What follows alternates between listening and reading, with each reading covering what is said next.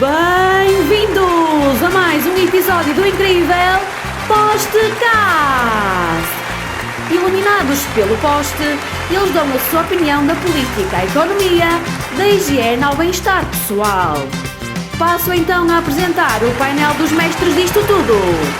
Amândio Nunes, Pedro Leite e João Oliveira.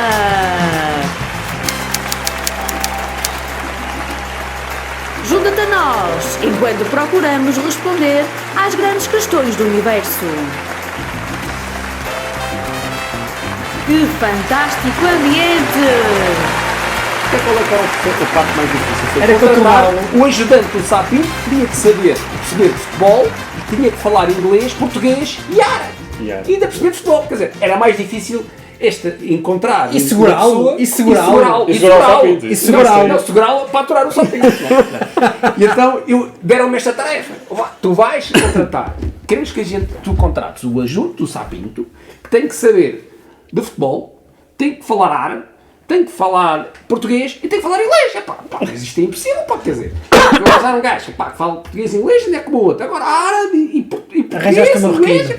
Entretanto, mas eu pus mãos à obra, porque eu não sou um gajo de arregacei as manhas, estás a ver? E então, comecei a ver em Portugal quem é que tinha este perfil. Então encontrei, por exemplo, sírios, gente da Síria, encontrei da Tunísia, do Egito, a Jordânia, a Palestina, e o que é que havia perceber nas primeiras entrevistas é que o árabe de Marrocos era diferente do árabe da Arábia Saudita. É diferente. Então, eu percebi logo que Marrocos não dava. E depois, dentro dos outros, a Síria era mais parecido, o do Egito muito parecido, e depois tinha ali a Jordânia e a Palestina. E então acabei por encontrar um jovem que era egípcio, já tinha trabalhado no Facebook na área do marketing, tinha sido treinador do Rio Maior, das camadas jovens, e falava árabe perfeito, que percebia de futebol, português, era casado com uma portuguesa e vivia em Portugal. E sabia jiu-jitsu para segurar. Então pus ela a falar com o Sapinto, e não sei o que, o Sapinto curtiu bem e tal, contratei o gajo. Claro que o problema foi que o Sapinto foi despedido ao fim de 3 meses, queria jogar bonito e o caraço, vê-se de devagarinho, não, pois fez uma grande pré-época em Amsterdão, na Holanda, não sei quando, e tal, mas ao fim de 3 meses foi... Mas isto por dizer que as minhas viagens a Marrocos, em que comecei a perceber o que é um tagine, o que é comer com as mãos, o que é comer sentado, palavras é sempre muito importante, seja como já fui ao Japão com o Pedro em trabalho, em negócios, perceber como é que cumprimentas na língua. Pois. Uma das coisas que nós vimos aqui quando vem, por exemplo, alguns estrangeiros não fazem esforços para falar a língua de destino. É muito importante nós, nem que seja um bom dia, um boa tarde, olá, não é? Algumas palavras que mostram um certo interesse, esforço. Sim, e há culturas que nem se esforçam. Nem se esforçam. E tu notas que quando vais para esses países e tu fazes um certo esforço, mesmo só algumas palavras, as pessoas ficam logo, abre portas. Ficam agradadas. Pois. Isso aproxima-te, dá logo outro tipo de... E no caso, por exemplo, é muito comum, eu falo algumas palavras de Marrocos, mas também falo algumas palavras da Arábia Saudita, não é? E pronto, isso é interessantíssimo.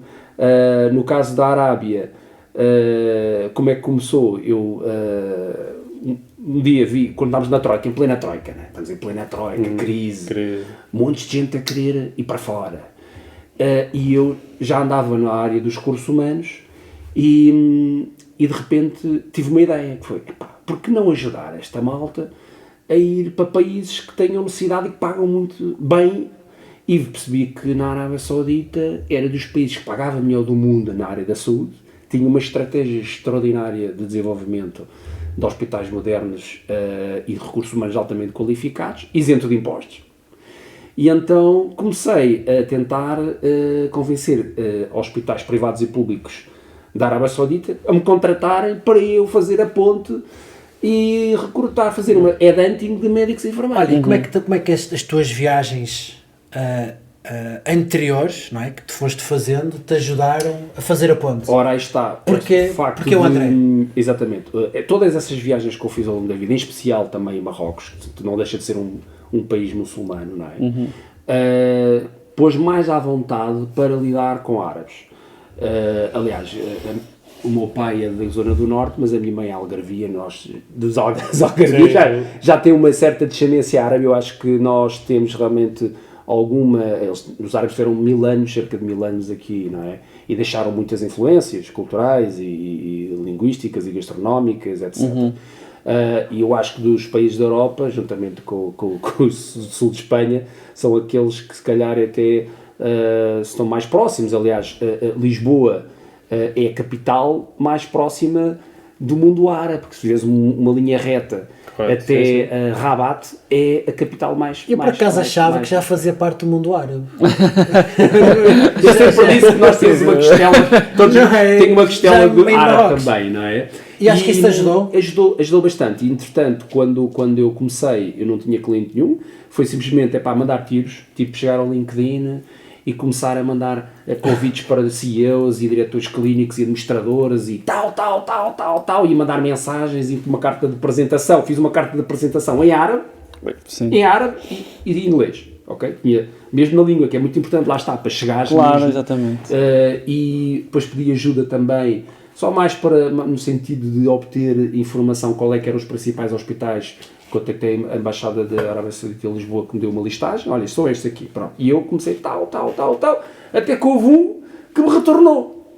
Foi o meu primeiro cliente, que era tipo género de Porto Alegre lá do sítio, do interior, que são aquelas cidades que têm mais dificuldade, porque as da capitais, não é? E a partir daí começámos a falar e tal. A comunicação, salam aleikum, shukran, tal. E às tantas, já estava a recrutar para o hospital dele e a Então trabalhar. foi salam aleikum que te... É salam aleikum, Bahrein, Marroquim, Itagine, Quer dizer, foi todo esse background de viagens e ajudou muito também a estabelecer. Por isso, todos esses desafios, como no Havaí, de não ter multibanco, de ir para a França e ter que falar francês, andar em Cabo Verde em 97 quando não havia internet. Claro, uma pessoa relativiza os problemas. Relativa e dá-te muita vontade para... no caso da América Central, são países que não têm nada a ver, o valor da vida praticamente não existe comparado com o espaço europeu, não é? E tudo isso ajuda-te bastante a comunicares. Claro. Mândio, e tu, que também andas aí nos mercados internacionais? Ando, não sou, digamos, um empreendedor, né? Trabalho para uma empresa, faço muito isso e sinto isto também, dependendo do mercado onde estou a trabalhar ou a tentar fazer negócio, tenho que me adequar ao destinatário. Mesmo Dá exemplos. Imagina, tenho um cliente belga ou tenho um cliente holandês, são vizinhos e completamente diferentes. Eu vou a uma reunião com um belga e sei que com aquele ele está ali para a reunião, vai durar 1 hora e não vai passar disto. Com um holandês, ele se calhar é ele próprio a tomar a iniciativa, olha, vamos jantar, já que estás aqui, vamos jantar. E nunca te vou a uma coffee shop? Não. Mas devo dizer que atualmente é mais complicado comprar um maço de cigarros do que droga. Onde? Na Holanda, nos Países Baixos. Okay. Ou seja, estão a limitar de uma forma que é mais fácil comprar droga do que propriamente um maço de cigarros. E qual é a tua experiência nessa área? Que não é essa. Tanto num caso zero. Contaram-te. Não, foi lá. Aliás, já tenho amigos nos Países Baixos e na Bélgica nem tanto. Pronto, e claro, como hora da reunião. Porque chega ao final da reunião, vamos para ali, vamos comer, vamos beber, pronto. E vais para a noite e, pronto, e tentas... E diz-me uma coisa, tenho que ter agora por acaso temos reunião, depois vamos comer, beber, vais para a noite. Já tenho amigos, quer dizer, não são só clientes ou parceiros, já são amigos. Claro. E tu tens a reunião, chega ao final da reunião, vais comer... Às vezes passamos a parte da reunião. Na reunião, comer, beber, noite... E no fundo é isso, para que vamos falar do negócio? Eu venho para aqui, vamos falar do negócio durante 1 hora, vamos falar de reclamações, de problemas... Claro, vais estreitar relações, e às vezes os negócios são mesmo isso. Nós muitas vezes, e as pessoas esquecem-se disso, que é quando querem fazer negócio, centram-se muito na parte técnica e centram-se menos na parte humana. Mas eu já estou a falar de uma relação já de anos, não é? Não é? Quando estás a iniciar, tens de ter sempre essa parte técnica mais profissional. Não, depende da cultura, pode até nem precisar tanto. Olha que muitas vezes, neste caso foi Samalek, Samalá, às vezes nós esperamos que a relação profissional amadureça para depois nós passarmos para essa parte, e da minha experiência e daquilo que eu vou ouvindo, pessoas têm a capacidade de gerar essa empatia, esse rapport num curto espaço de tempo, muito, muito rapidamente. O que acontece é, a pessoa primeiro decide que quer fazer negócio e só depois a seguir é que vai ver que negócio é que vai fazer. E eu acho que quem viaja, tanto pela diversidade que vai tendo, habitua-se a falar com pessoas diferentes, culturas diferentes, como também o desenrasca, não é? Nós chegamos a um sítio e não temos dinheiro, isso não me aconteceu isso exatamente, mas aconteceram coisas parecidas e uma pessoa tem que se desenrascar, não é? Desenrascar, por exemplo, é que aconteceu em Jaipur, chegar o autocarro atrasa, chega lá às 11 da noite, não há luz, tudo fechado e não sei o quê, e agora? Como é que eu vou arranjar aqui um sítio para dormir? E esse tipo de cenas empurra-nos para fazer conhecimentos, para nós nos safarmos, e depois essa forma fácil de criar amizades, criar ligações, pontos, podemos transportar para o resto da nossa vida. Como, aliás, aqui o João Tiago diz, não é? Tipo, nós começamos a comer e a pensar assim, bem, eu agora vou ter que acabar a noite a lavar pratos. Se aceitarem, não é? E a ligação que tu criaste, não é? Safou-te disso. É? Sim. Olha, e aventuras? Já sabemos essa da Nicarágua e mais algum. Bom, realmente tenho uma... Estão a falar muito de calor. Então, força. Aventuras. Pá, aventuras não posso dizer que tinha assim muitas. Opa, um dos sítios que eu gostei muito no mundo árabe de visitar foi a Jordânia. Sim. Não foi naquele tipo de viagem, tinhas tudo planeado, foi... E é um país seguro, pelo que se percebe. Sim. E então, e aventuras? A Jordânia é o maior fornecedor de educação, universidade, do povo árabe. Isto é, por exemplo, os sauditas, aquelas pessoas ali à volta do Golfo Pérsico, vão muito estudar à Jordânia, porque não tem petróleo. No fundo, a economia deles é muito à volta da parte de formar e de serviços. Eu tenho em mente que é a Suíça do mundo árabe. É um país completamente neutro. Sim, mas a economia, como não tem grandes recursos, não é? Faz isso, presta muitos serviços de educação. Faz sentido. Alguns serviços técnicos também, de engenharia, manutenção, ali à volta, não é? A parte da Suíça, do mundo árabe, é um bocado o Líbano. Também. O Líbano é um bocado que é mais os serviços financeiros, offshore, não é? Mas que agora está a passar muitas dificuldades. Mas há a questão da cultural, aquela questão de cultural. Por exemplo, os japoneses são dos povos mais formais, não é? Mas depois, a partir de passar daquela barreira da formalidade, passam com uma informalidade brutal. É o saque. Isto é, karaoke e saque. E isso é que é interessante, é tu primeiro estudares bem a cultura, não é? Perceberes como é que são, para depois conseguires te relacionar e chegares ali à informalidade. Isso é que é o segredo. Mas tu aí podes ter uma questão, que é, será que nas viagens que nós fazemos, que às vezes são curtas, não é? A gente vai em períodos de férias, porque nem toda a gente tem a oportunidade às vezes de se despedir ou de ter a possibilidade de ficar 1-2 meses fora.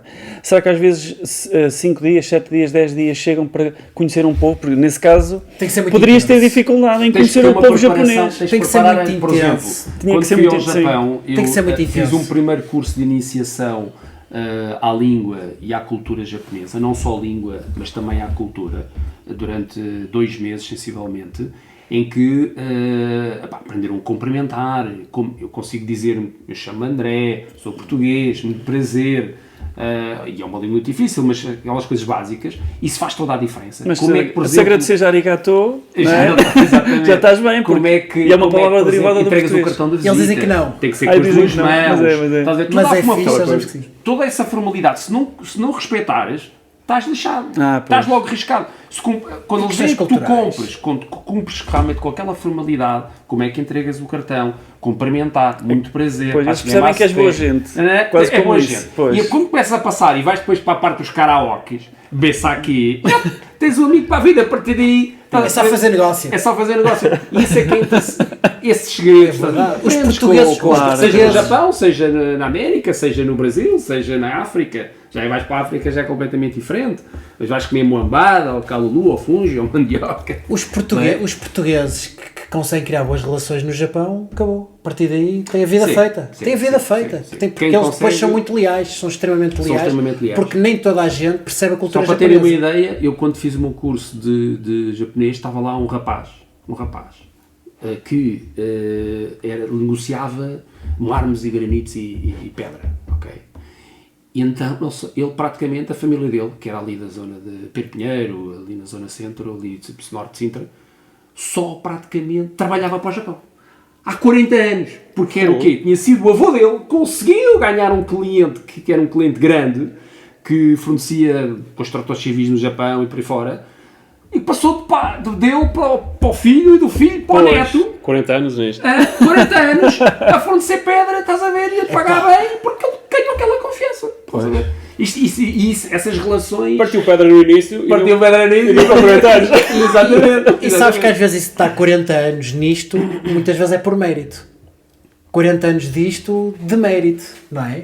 Não é. Pois, não é. Não Lá é está, com o ajudas. Neto estava lá Não é comigo com a aprender ajudas. japonês. O Neto estava lá a aprender japonês e cultura também para dar, seguir os passos aos pais e aos avós. Mas aquilo que estavas a dizer há bocado, fazer viagens curtas, eu acho que não apanhas Pois não. apanhas a coisa. Depende da intensidade com que faz. Principalmente se fores pelos ritmos para aquele Sim, circuito sim, normal. turístico. Se Sim, fores não, não, pacote, sim, se é sim, possível. sim, Eu tive uma experiência muito engraçada em Cuba. Porquê? Porque fui numa viagem em que a pessoa que estava lá, que era um italiano, que é da Amalfi, que depois também o visitei lá em Itália, e ele tinha uma empresa de tours em Cuba, em Havana, e ele arranjou-me, ele queria que eu filmasse 2 viagens, o tour em Havana, e eu estive lá com o rapaz, o Alejandro, que era da zona de Varadero, e o objetivo dele era ganhar mais dinheiro naquela zona, e depois ir um dia voltar para a zona dele, Varadero, etc. E depois fizemos outra viagem naqueles buíques, ou seja, uma coisa que as pessoas não sabem, os carros cubanos não têm os motores originais. Ai, não, Eles isso eu não compram os motores à Europa ou à América, Põe a carapaça, instalam, sim. exatamente, ou seja, tu vais num buíque, o conta-quilómetros não sobe, aquilo vai sempre em terceiro, ou seja, a gente fez 70 ou 100 km, acho, para Vinhales, que é onde eles plantam o tabaco, sempre em terceira, ou seja, um barulho ensurdecedor dentro do carro, não há sinais, lá dentro não há nada. E como estivemos com ele, não foi nada programado dentro de um circuito, dentro de um autocarro, ele ia-nos explicando toda a cultura e dizia-nos, olha, querem parar aqui tem o que eu acho, ou o que dizem que é o melhor café do mundo. E essa viagem permitiu, ou seja, pode não E em chegar... quanto tempo? Ali não, mas nós ali tivemos 15 dias em Cuba. Mesmo Organizei assim, tudo mesmo por assim, mim, etc. poucas pessoas conseguem em 15 dias entrar na cultura. Eu acho, É difícil, é? eu acho que o segredo é mesmo encontrar alguém lá. Pá, e, por exemplo, uma história que me vem à cabeça. Da segunda vez que eu fui à Índia, tinha lá um grande amigo, agora infelizmente esqueci-me do nome, e ele não falava... É o Vítor. E ele não falava inglês. Ele não falava inglês e eu não falava hindi, ok? E nós, pá, com a cena de uma ou duas palavras, gestos e tal, formamos uma grande amizade. E eu vim depois cá para Portugal e explicar, pá, tenho lá na Índia um grande amigo e não sei o quê, pá, mas nós não falamos a mesma língua. E eu expliquei tantas vezes a história que ao fim de algum tempo pensei assim, comecei eu próprio a duvidar, pá, mas espera aí, mas eu já não me lembro muito bem como é que é possível ter uma amizade assim. Depois quando eu lá voltei a estar com ele, pensei, agora já percebi como é que é possível. E eram cenas do género de Pedro, box, come, box. E eu, pronto, bora lá e não sei o quê. Então vou lá eu de moto e não sei o quê e tal. Qual era a cena dele? O gajo veio buscar assim uma caixa, assim enorme, e vai o gajo na moto, assim, e eu vou assim atrás, tipo, na mala, assim a agarrar tipo com 2 dedos dos braços, assim com uma caixa Parece-me enorme. seguro isso. Parece seguro, exatamente, lá ainda sem capacete, não é? E ele, box, pá, e a verdade é que eu lembro-me de ter conversas com ele brutais de amor, de namoradas, de política e tal, sem falarmos a mesma língua. Mas tudo gestual. Sim, não é? tudo gestual. Pequenas palavras, e tu consegues perceber, Claro, e é incrível como eu próprio, agora pensei, pá, eu acho que não conseguia repetir essa experiência, mas na altura, na prática, tu consegues fazer isso, tu na altura descobres recursos que não existem. Mas há uma aventura que o Pedro João, me contou e em pouco que eu tempo- gostava de comentar. Qual é a aventura? Bem envergonhado. Vocês sabiam que ali, Lviv, uma das cidades da Ucrânia que agora está a ser muito fustigada, fica perto de uma cidade do lado da Polónia, que é uma cidade universitária, e o Vítor Bahia esteve lá. O Vítor Bahia esteve lá. Eu não Mas sabia o Vítor disso. Bahia Eu não era o sabia. Pedro Leite. Vítor E então, Bahia, o Pedro Leite teve uma vez uma missão de montar lá um franchisado daquelas empresas de gestão, contabilidade e fundos e tudo mais, e de repente com 20 e poucos anos mandaram-no para um sítio com 20 graus negativos ao pé da Polónia, que juntamente com perto da fronteira com a Ucrânia, no fim do mundo, um frio do caraças, não conseguia conhecer aquilo de lado nenhum, para tentar montar um negócio. E como é que ele, conta lá, como é que tu conseguiste entrar na cultura de um povo muito frio? Meteu-se na claque do clube de futebol. Eu ouvi essa história, E ele chamava-lhe o Vitória Bahia. Não era o Vitória Não era o Bahia. Os Acho que era o Vitória Bahia. Não, Tipo, eles ficaram tão fascinados. Como é que um português do Porto vai-se meter lá numa equipa tipo o Farense lá do sítio, não é? Na claque. Sem a parte do calor. Tinha lugar reservado no autocarro, aquilo é só pancadaria, as claques que andavam apacadas, escoltadas com polícia à frente e tudo. Mas ele tinha sempre um lugar de alocativo lá, porque era altamente respeitado. Era muito respeitado. Líder da claque. Há alguns pormenores. E eu até vou contar uma história um bocadinho antes, que foi, e uma vez na Índia, eu fui lá mesmo, uma das vezes, mesmo só para o conhecimento. Pá, e as pessoas, não sei porque aí, toda a gente queria falar comigo, eu não, pá, mesmo estrangeiros, não, eu quero é só conhecimento. E eu vou a uma altura em que veio o inverno e tiveram, pá, aí 3 semanas sempre só nublado, sem sol. Pá, eu fiquei meio deprimido, pensei assim, pá, não, eu agora preciso de socializar. E comecei a socializar, e pronto, até que chegou uma altura que havia lá lojas que me ofereciam, tipo, tudo que trouxeste cá alguém, e o gajo gastar cá 80% ou 20%, é para ti. E o que aconteceu na Polónia foi uma coisa parecida, eu cheguei lá com neve, pá, nas ruas não havia ninguém, tipo, anoitecia cedo, não conhecia ninguém, e comecei assim a ficar assim meio deprimido, e pensei assim, bem, eu, a partir de agora, para não deprimir, todas as oportunidades que aparecerem eu aceito.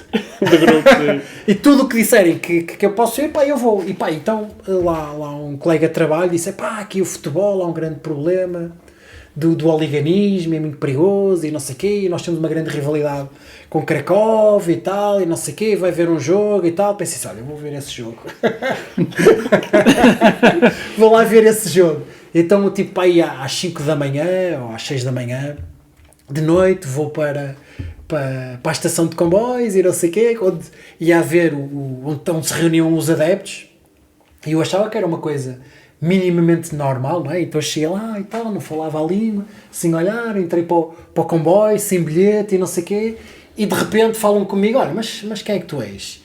E eu assim, eu não sou polaco. Tu não és polaco? Mas o que é que estás aqui a fazer? E outra coisa, aquilo não era assim uma claque normal, mas depois aquilo eram hooligans. Tipo do Piori, daqueles que quando iam para algum lado, andar à porrada não é para ver futebol. Quando iam para algum lado, eles avisavam as cidades todas para onde iam passar, que é para os adeptos fazerem emboscadas, que é para eles andarem ao molho. Okay. Pá, e eu de repente, assim num comboio, assim com essa malta, onde é que eu me fui meter? E eles assim, mas como é que um gajo veio aqui parar? Respeito.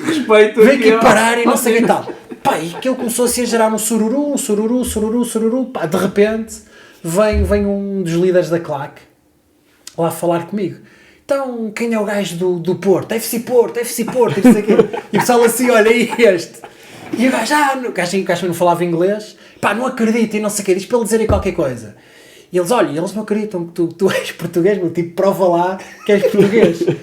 E eu assim, pá, olha, não sei o que é que é de fazer, olha, vou dizer uma palavra. Eu, Ale, Porto, Ale, nós somos a tua voz.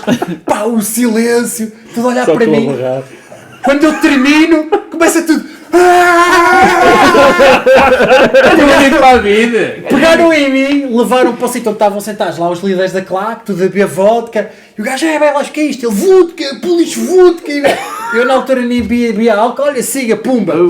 E a partir daí o que acontecia? Sim, tudo estava a deixar acontecer. Quando nós viajávamos, que havia, a lotação era superior ao número de lugares sentados, toda a gente ia rodando, tipo, um gajo sentava-se, depois levantava, sentava-se outro, tirando os líderes da claque, ok? E depois, a partir daí, eu também tinha esse privilégio. A minha hierarquia. Estás a perceber? Estão os líderes e o português. Olha aqui. Isto é que é skills. Chamava-me FC Porto, não era Vitória Bahia. Era FC Porto. E havia assim blogs em que referiam, já falavam no FC Porto de Portugal.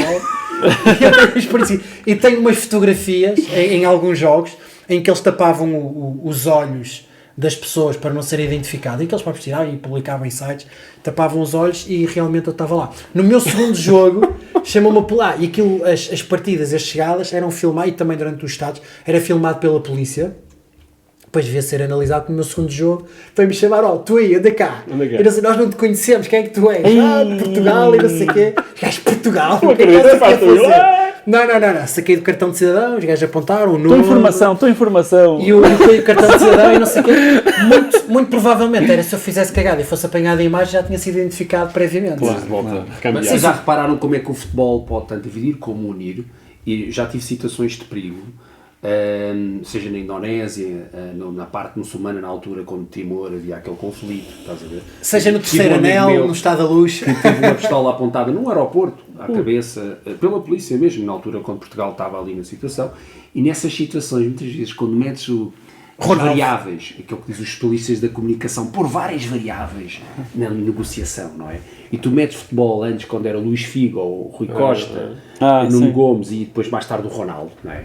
É completamente diferente, tu consegues arrancar sorrisos, consegues realmente quebrar o gelo, e isso é interessante quando tu utilizas isso, seja nos povos árabes, seja nos povos muçulmanos. Muitas vezes, uma vez aconteceu-me num aeroporto em Marrocos, que fui chamado à parte, estava um ambiente ali um bocado pesado, começaram-me a revistar. Ele pensava que eu tinha bolachas de AX, porque viu no AX alguma coisa, e estava de uma forma muito agressiva. E quando sempre que tu introduzias Luís Figo, sou primo do Figo, do Ronaldo, agora do Ronaldo, tu consegues. Foi engraçado, ele estava lá, pensava, estás a ver? Eu estava com uma bolsinha, ele estava a ver, e depois pega numa cena redonda, tipo assim, embaralhada, pensei, já te apanhei, pensava que era uma bolacha de AX. Quando o gajo começa a olhar, Era uma bolacha Maria. era um preservativo. E ele olha assim para mim, eu comecei-me a rir. E ele um abraço, não sei o quê, Ronaldo e Chico. E são esse tipo de situação, esse tipo de estaleca que tu utilizas tanto aí, nessas situações, como utilizas no mundo dos negócios, como... Claro, porque se não tivesse experiência tinhas ficado mais apreensivo, se calhar estavas nervoso. Não é um Exatamente. provérbio qualquer, uma frase que dizem que nós não somos não aquilo que temos e possuímos, mas somos as experiências que vivemos, não é? Algo do género, que aquilo que nos faz, hoje em dia, a pessoa que somos vem de experiências que vivemos e não dos bens materiais ou daquilo que possuímos, não é? E isso é que é interessante. É realmente todas essas experiências, todas essas viagens que te enriquece como pessoa. André, e outra coisa, e da autonomia? Vocês não sentiram que com as viagens tornaram muito mais autónomos, conseguem se desenrascar muito mais? Por exemplo, uma história que me vem à cabeça. Como eu aprendi a cozinhar. Sabes como é que eu aprendi a cozinhar? Naquelas viagens que fazíamos, tu eras de outra geração, que íamos para Peniche, e tínhamos também 14 anos ou isso, e cozinhar, e comprávamos latas de feijoada, de dourada, não sei o quê.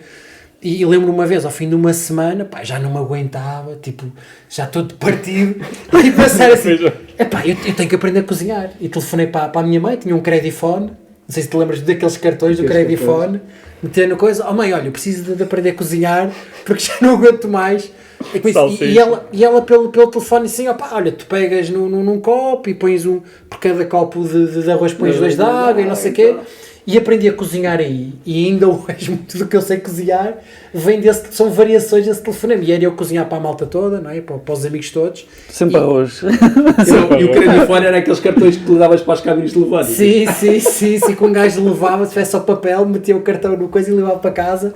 E aprendi a fazer estofado, com feijão, com não sei o que e tal, e foi muito aí, e eu acho que desse tempo, comecei a sentir, eu consigo ir a qualquer lado, monto uma tenda, a qualquer lado eu cozinho, depois também a qualquer lado faço amigos, a qualquer lado, se houver, se não tiver meio de transporte vou à boleia, se não for à boleia vou a pé, se não tenho mapa pergunto, se não pergunto vou à sorte e safo-me.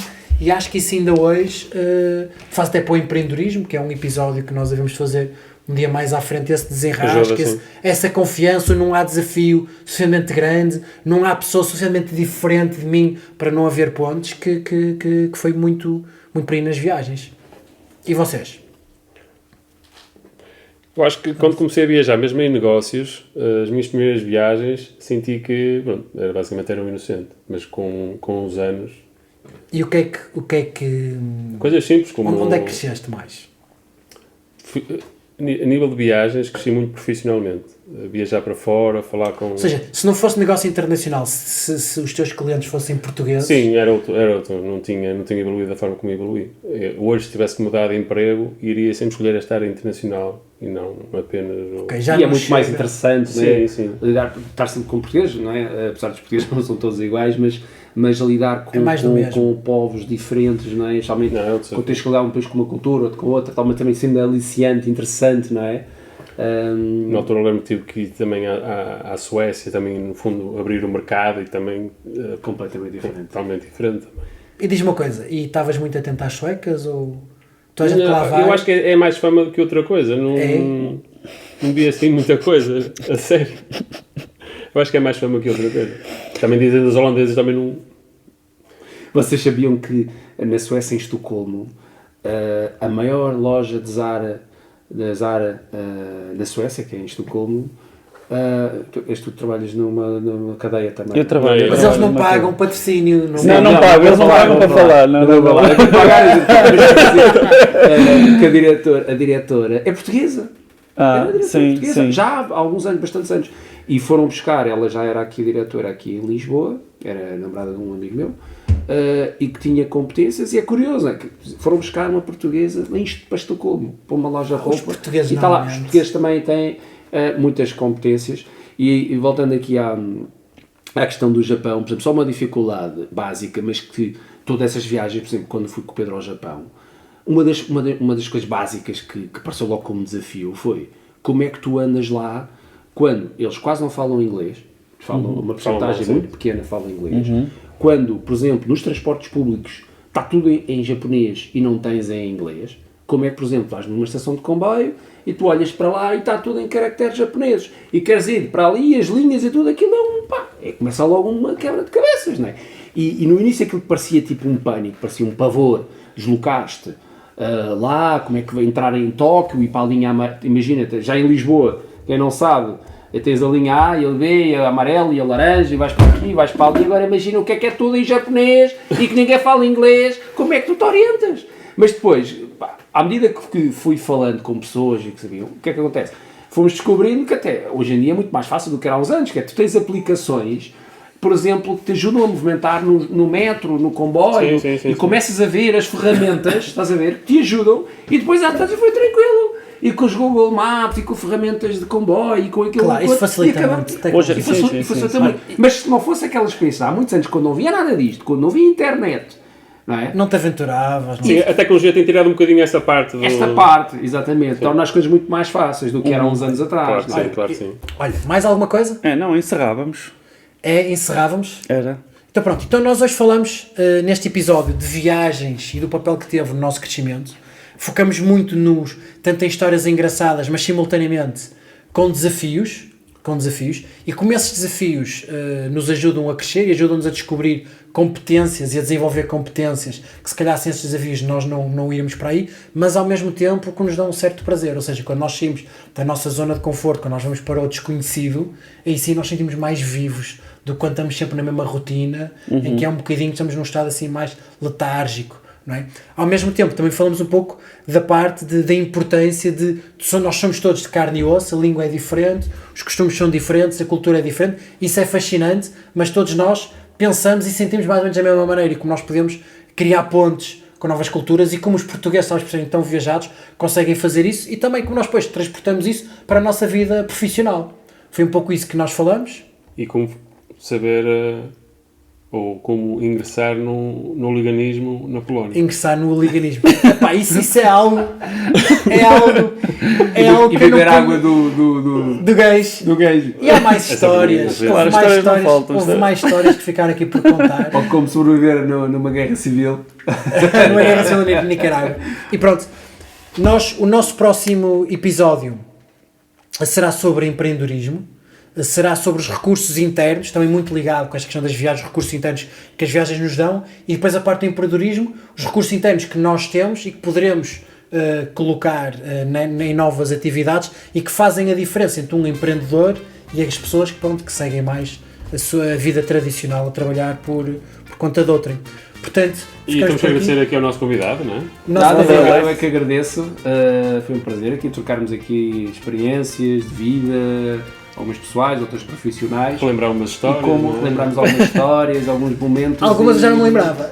E como é que esses momentos transformaram-nos e fizeram-nos os homens fortes que somos, Pois é. não é? E melhor preparados para os desafios. E por isso foi um prazer e desejo boa sorte grande para o contigo. vosso podcast. Não é preciso sorte, isto Não é preciso já está sorte. orientado.